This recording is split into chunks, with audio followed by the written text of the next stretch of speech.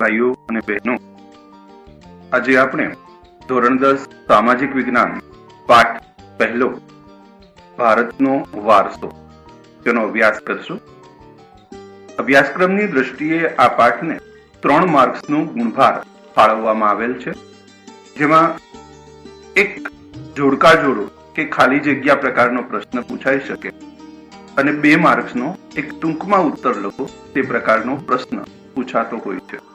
તો ચાલો આ પાઠને સમજવાનો આપણે પ્રયત્ન કરીએ. ભારત એક વિશાળ વિસ્તાર અને એક સમૃદ્ધ સાંસ્કૃતિક વારસો ધરાવતો દેશ છે. સમગ્ર દુનિયામાં હાલની દ્રષ્ટિએ વાત કરીએ તો વિસ્તારની દ્રષ્ટિએ ભારતનો 7મો નંબર છે, જ્યારે વસ્તીની દ્રષ્ટિએ ભારત બીજા ક્રમાંકે. ભારતે સમગ્ર વિશ્વને એક સમૃદ્ધ સાંસ્કૃતિક વારસો પૂરો પાડેલો છે. ભારતમાં શુભ કાર્ય પ્રસંગે લેવાતા સંકલ્પમાં આપણે ભારતવર્ષ, ભરતખંડ, જંબુદ્વીપ, આર્યાવર્ત જેવા શબ્દ આપણા દેશ માટે ઉપયોગ કરતા હોઈએ છીએ. ભારત દેશની સમૃદ્ધિથી આકર્ષાઈને અનેક વિદેશી પ્રજાઓ ભારતમાં વેપાર કરવા માટે આવી.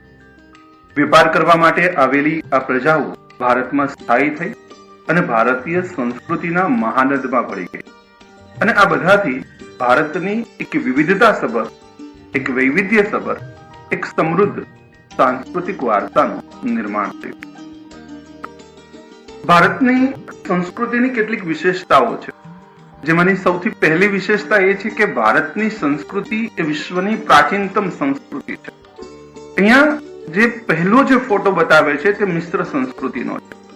એક સમયે એમ કહેવાતું હતું કે મિસરની સંસ્કૃતિ એ વિશ્વની પ્રાચીનતમ સંસ્કૃતિ છે, પણ સિંધુ ઘાટીની સભ્યતા મળી આવતા, હડપ્પીય સભ્યતા ના અવશેષો મળી આવતા એ સાબિત થયું કે વિશ્વની પ્રાચીનતમ સંસ્કૃતિ એ ભારતની સંસ્કૃતિ છે અને વિશ્વની પ્રાચીનતમ સંસ્કૃતિઓમાં ભારતની સંસ્કૃતિનો પણ સમાવેશ થાય છે.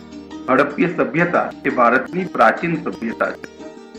ભારતીય સંસ્કૃતિ એ વિશ્વને સત, ચિત્ત અને આનંદની અનુભૂતિ કરાવે છે. સત એટલે સત્ય, ચિત્ત એટલે જ્ઞાન, આનંદ એટલે કે આનંદ. આ બધી જ બાબતો ભારતીય સંસ્કૃતિ આપણને અનુભૂતિ કરાવે છે.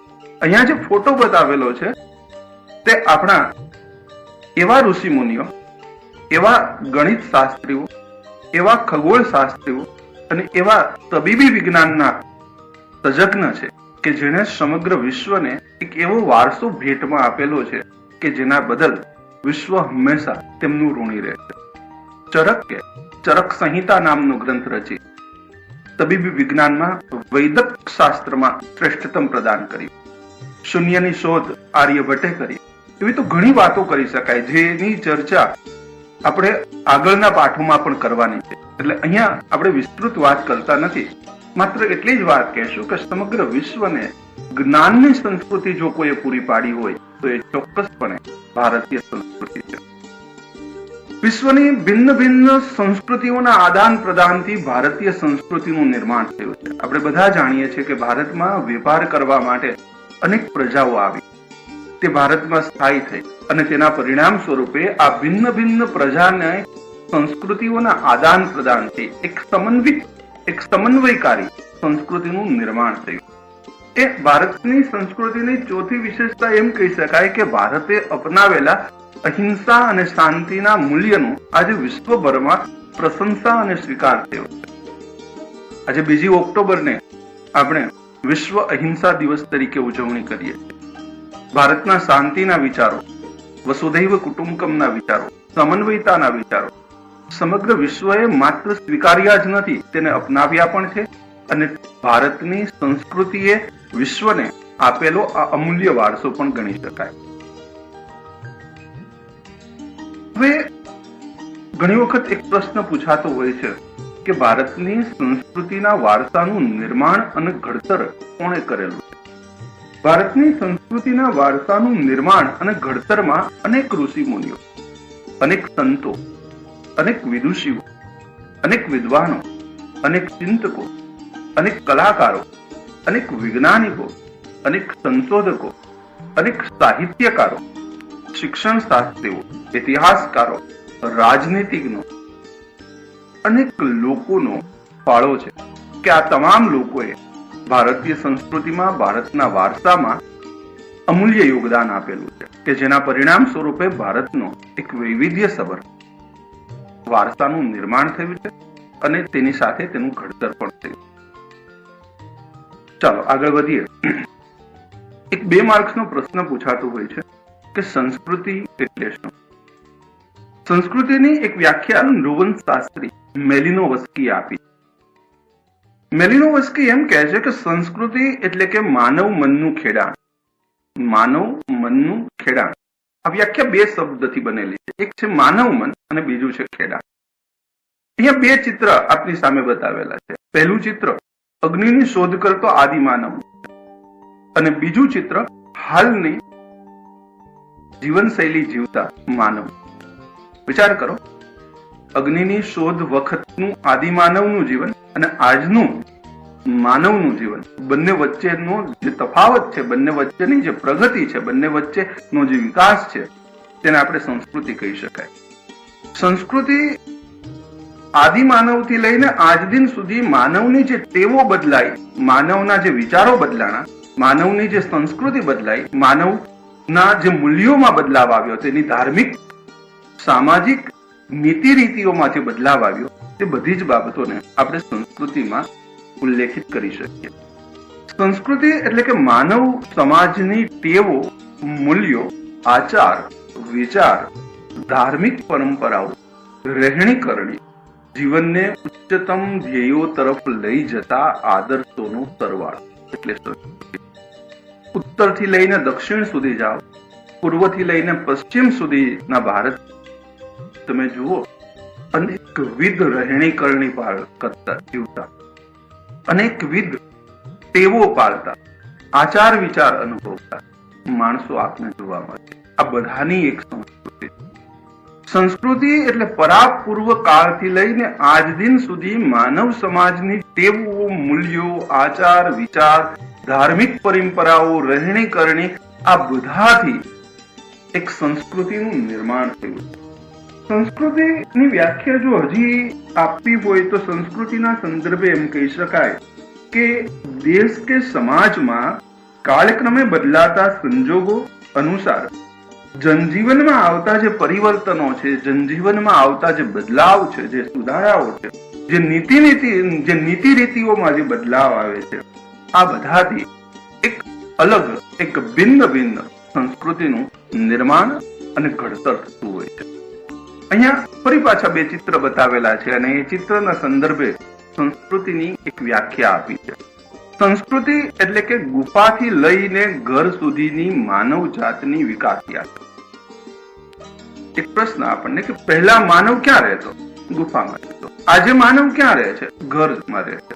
તો એ ગુફાથી લઈ અને ઘર સુધીની જે માનવ જાતની જે પ્રગતિ છે, જે વિકાસ છે, જે ખેડાણ છે, એને આપણે સંસ્કૃતિ કહી શકીએ છીએ. સંસ્કૃતિ એટલે કે માનવની જીવન જીવવાની રીત. દરેક માનવની જીવન જીવવાની રીત અલગ અલગ હોય છે. એનો અર્થ એ થયો કે દરેક માનવ સમાજની સંસ્કૃતિ પણ અલગ અલગ હોય છે. કોઈ પણ દેશમાં એક કરતા વધુ સંસ્કૃતિ જીવતા લોકો જોવા મળે છે, કારણ કે સંસ્કૃતિ એ માનવને જીવન જીવવાની ઢબ છે, જીવન જીવવાની રીત છે. માનવે સંસ્કૃતિ પણ બદલાઈ શકે. તો આ વાત આપણે સંસ્કૃતિના સંદર્ભે કરી. 4 બાબતોની વાત કરી. સંસ્કૃતિ એટલે કે માનવ મનનું ખેડાણ. નંબર 2, સંસ્કૃતિ એટલે કે ટેવો, મૂલ્યો, આચાર વિચાર, ધાર્મિક પરંપરાઓ અને જીવનને ઉચ્ચતમ ધ્યેયો તરફ લઈ જતા આદર્શોનો સરવાળો.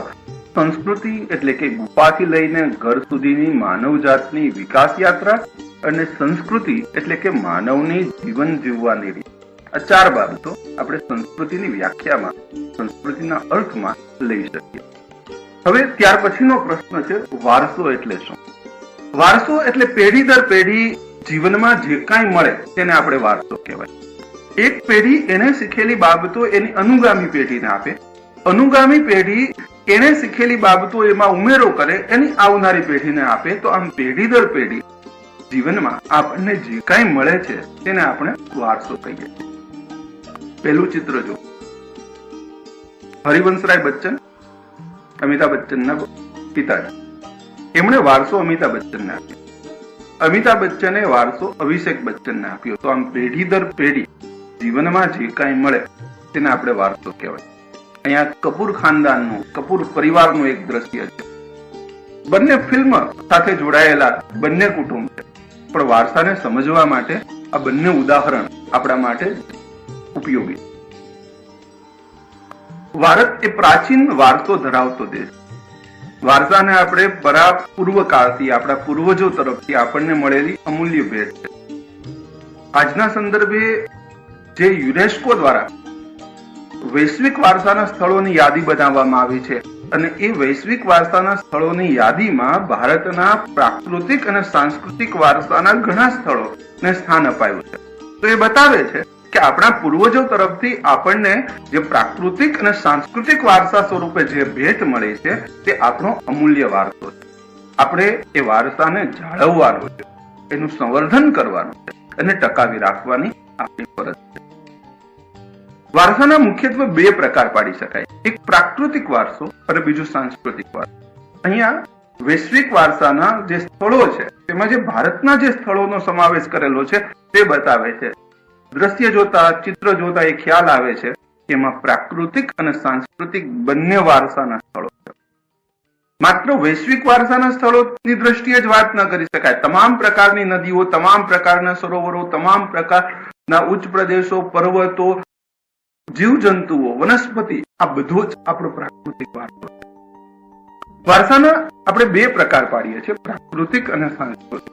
એક પ્રશ્ન ઘણી વખત પૂછાતો હોય છે કે પ્રાકૃતિક અને સાંસ્કૃતિક વારસા વચ્ચેનો તફાવત સમજાવો. અહીંયા તફાવત બતાવે. 3 થી 4 બાબતો બંનેમાં આપણે વાત કરી શકીએ. પ્રાકૃતિક વારસો એટલે પ્રકૃતિ, પર્યાવરણ અને માનવ જીવન વચ્ચેના નિકટતમ સંબંધોનું પરિણામ. 3 શબ્દો છે, પ્રકૃતિ, પર્યાવરણ અને માનવ જીવન. આ ત્રણેય વચ્ચે આંતર સંબંધો રચાય, આ ત્રણેય વચ્ચે નિકટતમ સંબંધો રચાય તો તેનું જે પરિણામ મળે છે તેને આપણે પ્રાકૃતિક વારસો કહીએ. સાંસ્કૃતિક વારસો એટલે કે માનવ પોતાની બુદ્ધિ શક્તિ, આવડત, કલા કૌશલ્ય દ્વારા જે કાંઈ સર્જન કરે તેને આપણે સાંસ્કૃતિક વારસો કહેવાય. પ્રાકૃતિક વારસો પ્રકૃતિ દ્વારા સર્જિત હોય છે એટલે એને પ્રકૃતિ દત્ત વારસો કહીએ. સાંસ્કૃતિક વારસો એ માનવ દ્વારા સર્જિત હોય છે એટલે એને માનવ નિર્મિત વારસો પણ કહીએ. ત્રીજી વાત, નદી છે, સરોવર છે, તળાવો છે, પર્વતો છે, ફળદ્રુપ મેદાનો છે, ઉચ્ચ પ્રદેશો છે, સાગરો છે, વનસ્પતિ છે, જીવજંતુઓ છે, આ તમામ પ્રાકૃતિક વારસાના ઉદાહરણ કહી શકાય. હજી ઘણા ઉદાહરણ તમે એમાં ઉમેરી શકો છો. જે આપણે ભૂગોળમાં આવતા જે કેટલાક મુદ્દાઓ છે, જે પ્રાકૃતિક ભૂગોળને લગતી બાબતો છે, તે બધી જ બાબતો આપણા પ્રાકૃતિક વારસાનો એક ભાગ બને. સાંસ્કૃતિક વારસામાં તમામ પ્રકારના કિલ્લા, મહેલો, માનવ શિલ્પો, એ ઉપરાંત મકબરાઓ, મંદિરો, મસ્જિદો, ચૈત્યો, સ્તૂપો, દરવાજાઓ સાંસ્કૃતિક વારસાનું ઉદાહરણ કરી શકાય. આ સાંસ્કૃતિક વારસાના આપણા આઝાદીના સમયના, આપણા સ્વાતંત્ર્ય સંગ્રામની સાથે જોડાયેલા જે સ્થળો છે તેને પણ આપણે સાંસ્કૃતિક વારસાના સ્થળોમાં સમાવેશ કરી શકીએ છીએ. કેટલાક વિશિષ્ટ કહી શકાય તેવા સાંસ્કૃતિક વારસાના સ્થળ છે, જેમ કે દાઢીવાળા પુરુષનું શિલ્પ. હડપ્પિયન સભ્યતાનું આ એક સાંસ્કૃતિક વારસાનું ઉદાહરણ કહી શકાય. હડપ્પિયન સભ્યતાનું તે કાંસાની નર્તકીની મૂર્તિ, તેને પણ આપણે સાંસ્કૃતિક વારસામાં સમાવેશ કરી શકીએ. મૌર્ય યુગમાં ઊંધા કમળની આકૃતિ પર સિંહ અને વૃષભનું શિલ્પ. ભારતમાં શિલ્પ બનાવવાની કલા 5000 વર્ષ કરતા જૂની છે અને આ શિલ્પો પથ્થરોમાં અને ધાતુઓમાં નિર્માણ થયા. તો એવા શિલ્પોમાં મૌર્ય યુગનું ઊંધા કમળની આકૃતિ પર સિંહ અને વૃષભનું શિલ્પ, બુદ્ધનું પ્રજ્ઞાપારમિતાનું શિલ્પ, સારનાથની ધર્મચક્ર પ્રવર્તન વાળી મહાત્મા ગૌતમની પ્રતિમા, આ બધાને આપણે સાંસ્કૃતિક વારસાના એક ઉદાહરણ તરીકે ઓળખાવી શકીએ. આવું તો ઘણી વાતો આપણે કહી શકીએ. તાજમહેલ છે, લાલ કિલ્લો છે, આપણા જે બૃહદેશ્વર મંદિર છે, આ બધું જ આપણે સાંસ્કૃતિક વારસાના સ્થળોમાં સમાવેશ કરીએ છીએ. પ્રાકૃતિક અને સાંસ્કૃતિક વારસાની વિગતે ચર્ચા પણ આપણે કરવાની છે. અહીંયા બંનેની તફાવતની દ્રષ્ટિએ આપણે વાત કરી છે. ચાલો હવે પ્રાકૃતિક વારસા અને સાંસ્કૃતિક વારસા વચ્ચે ગાઢ સંબંધ છે. એક 2 માર્ક્સનો પ્રશ્ન પૂછાય છે કે પ્રાકૃતિક વારસા અને સાંસ્કૃતિક વારસા વચ્ચે ગાઢ સંબંધ છે, સમજાવો. તે કેટલાક ઉદાહરણના આધારે, કેટલીક સમજૂતીઓના આધારે, કેટલીક સાબિતીઓના આધારે આપણે એ કહી શકીએ કે પ્રાકૃતિક વારસા અને સાંસ્કૃતિક વારસા વચ્ચે ગાઢ સંબંધ છે. નંબર 1, આપણા જે શાસ્ત્રીય રાગ છે એ પ્રહર આધારિત. આપણા જે શાસ્ત્રીય રાગો છે તે પ્રહર આધારિત. પ્રહર એ પ્રાકૃતિક વારસો છે, શાસ્ત્રીય રાગ એ સાંસ્કૃતિક વારસો છે. તો એ સાબિત થાય છે કે પ્રાકૃતિક વારસો અને સાંસ્કૃતિક વારસા વચ્ચે ગાઢ સંબંધ. આપણા લોકગીતોમાં પણ પ્રકૃતિના તત્વોનું ખૂબ જ સુંદર વર્ણન કરવામાં આવેલું છે. આપણે લોકગીતોને સાંભળીએ તો તેમાં વરસાદ છે, વનસ્પતિ છે, તળાવ, સરોવર, વિવિધ પ્રકારના વન્યજીવો વિશે પણ ખૂબ જ સુંદર લોકગીતો રચાયા છે. તેથી કહી શકાય કે આપણો પ્રાકૃતિક વારસા અને સાંસ્કૃતિક વારસા વચ્ચે ગાઢ સંબંધ છે. વિદ્યાર્થી મિત્રો, આપણા તહેવારો ઉપર પણ ઋતુઓની સ્પષ્ટ અસર જોવા મળે છે. દક્ષિણ ભારતમાં ઉજવવામાં આવતો પોંગલનો તહેવાર, આપણે હોળીનો તહેવાર ઉજવીએ કે વસંત પંચમીનો તહેવાર ઉજવીએ, મોટાભાગના તહેવારો પર ઋતુઓની સ્પષ્ટ અસર જોવા મળે છે. તેથી કહી શકાય કે પ્રાકૃતિક વારસા અને સાંસ્કૃતિક વારસા વચ્ચે ગાઢ સંબંધ છે. આપણા કાવ્યોમાં અને આપણા ચિત્રોમાં આપણે પ્રાકૃતિક તત્વોને સ્થાન આપીએ છીએ. એ કોઈ ચિત્ર દોરતા હોઈએ તો એ ચિત્રની કલાસૂઝ આપણને પ્રકૃતિમાંથી મળે. કોઈ કવિ કોઈ કાવ્યની રચના કરતો હોય તો એને કલાસૂઝ પ્રકૃતિમાંથી મળી આવે. તો તેથી કહી શકાય કે આપણા જે કાવ્ય છે, આપણા જે ચિત્રો છે, તેનો આધાર પણ પ્રાકૃતિક તત્વોમાંથી લેવામાં આવે. તેથી કહી શકાય કે પ્રાકૃતિક વારસા અને સાંસ્કૃતિક વારસા વચ્ચે ગાઢ સંબંધ છે. આપણી તબીબી વિજ્ઞાનની ચિકિત્સા પદ્ધતિઓ છે, એ તબીબી વિજ્ઞાનની જે પદ્ધતિઓ છે, જે વિજ્ઞાન છે, જેમાં નિસર્ગ ઉપચાર, યુનાની, આયુર્વેદ, તે સંપૂર્ણપણે પ્રકૃતિ આધારિત. આપણા પહેલાના ઋષિમુનિઓ આયુર્વેદના આધારે, પ્રકૃતિના તત્વોના આધારે, ઔષધિઓના આધારે રોગોની સારવાર કરતા. તો એ સાબિત થાય છે કે પ્રાકૃતિક વારસા અને સાંસ્કૃતિક વારસા વચ્ચે ગાઢ સંબંધ.